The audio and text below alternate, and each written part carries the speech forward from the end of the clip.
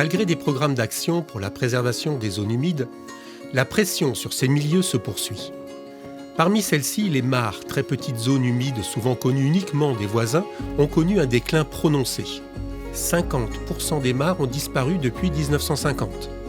La majorité des mares sont des créations humaines pour des usages divers. Abreuvement du bétail, rouissage du chanvre, zone d'extraction de matériaux, qui reflétaient des activités humaines. Mais ces mares ont toujours été des lieux foisonnants de vie.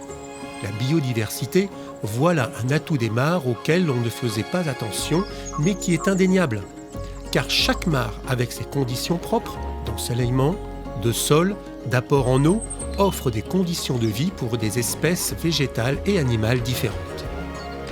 Au Conservatoire d'espaces naturels de Nouvelle-Aquitaine, la préservation des zones humides est un axe de travail très important et la création de mares l'une des actions phares.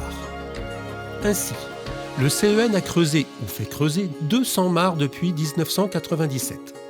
Elles ont été créées par 2 ou plus pour proposer une diversité de milieux plus importante. L'objectif dans la création de mares, souvent, c'est de les créer en réseau, avec des mares qui vont avoir des formes différentes, des profondeurs différentes, qui vont permettre du coup de pouvoir avoir des micro-écosystèmes au sein de chaque mare différentes, permettant d'abriter une diversité de flore et de faune, d'ouvrir le plus possible de possibilités aux espèces de la faune et de la flore de s'installer. Pour choisir l'endroit où on va creuser une mare, on va déjà étudier le substrat pour être sûr qu'au niveau du sol, on va avoir un sol imperméable qui va permettre à l'eau soit de pluie, soit de circulation dans la zone humide, de rester dans la mare et de ne pas forcément s'infiltrer dans le sol. Alors pour creuser des mares, après au niveau purement technique, on utilise différents engins, soit c'est les bras et des pelles, mais le plus rapide, c'est quand même d'utiliser des pelles mécaniques de tailles différentes en fonction du type de chantier.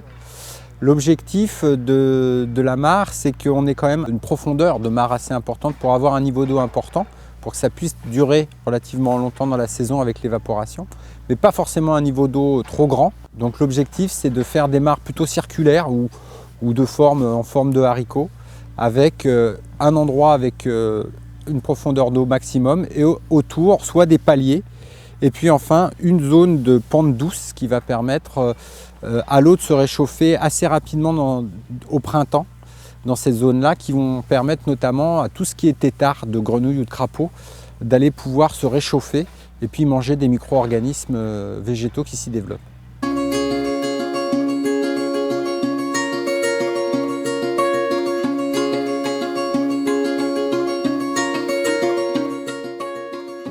Par ailleurs, le CEN restaure régulièrement des mares ou des pêcheries existantes, car en l'absence d'entretien, les mares se comblent et les pêcheries perdent leur étanchéité.